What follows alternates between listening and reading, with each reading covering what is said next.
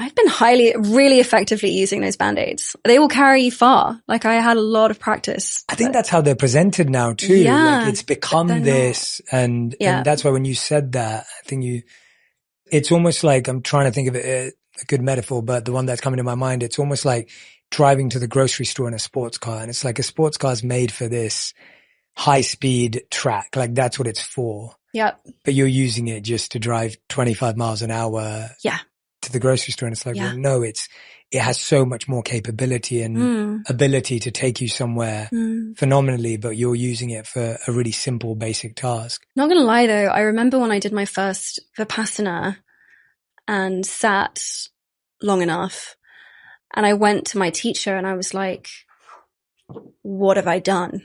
Go on, tell me about this. Go on. What have I done? What do you mean? In what way? Because in a way it was almost like I realized once you start paying attention to your truth, it's very difficult to go back.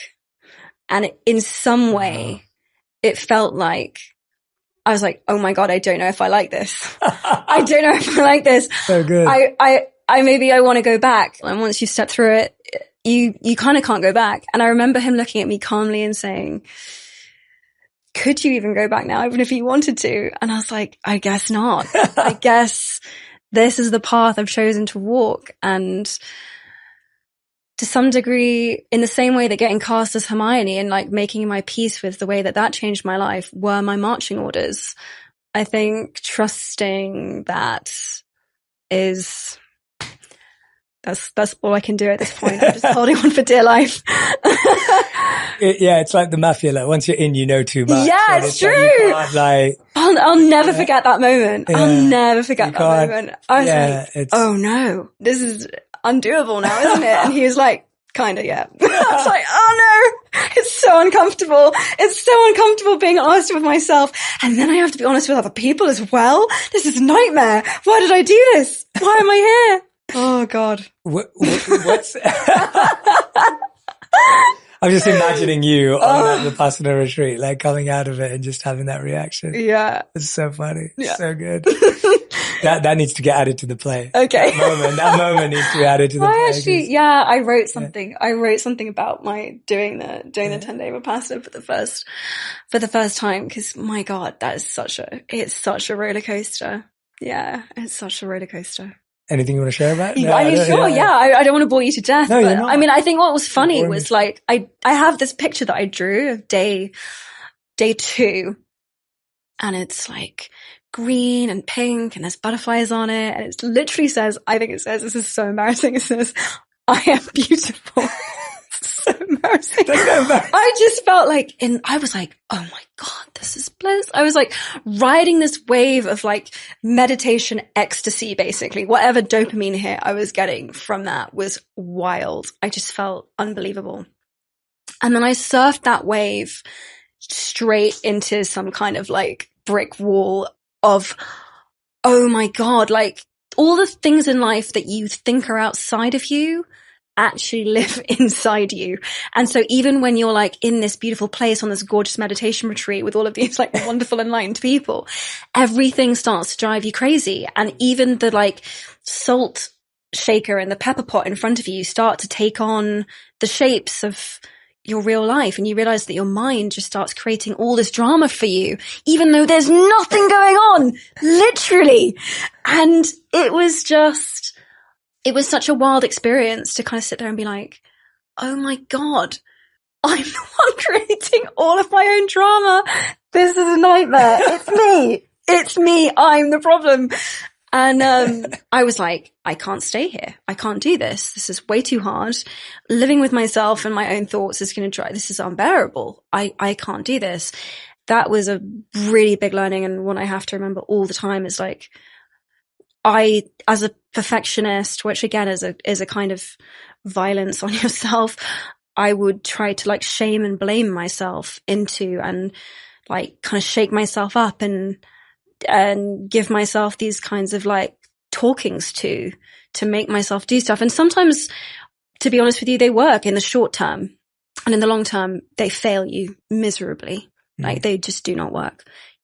The only way that I have learned to change my patterns to show up for myself better, to change in the ways I want to change and grow, is to be loving towards myself.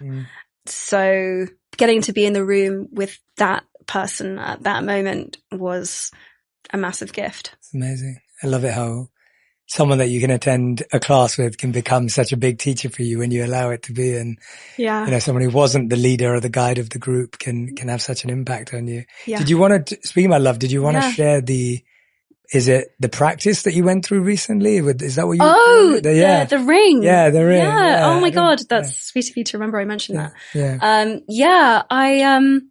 I guess having gone through this odyssey, which has been the last, 7 years, I was like, okay, I kind of feel like I've got to a place, and this will continue forever, where I want to celebrate where I ended up after I kind of left land, it felt like. And I did a ritual just a day of celebrating with my friends and chosen family, and they each bought me this ring, which has 22 petals on it, and each of them bought one. And I've just never owned anything so valuable in my life, because to me, it represents the life that I've built, which was the one that I really wanted, which was one that was made up of community and my roots and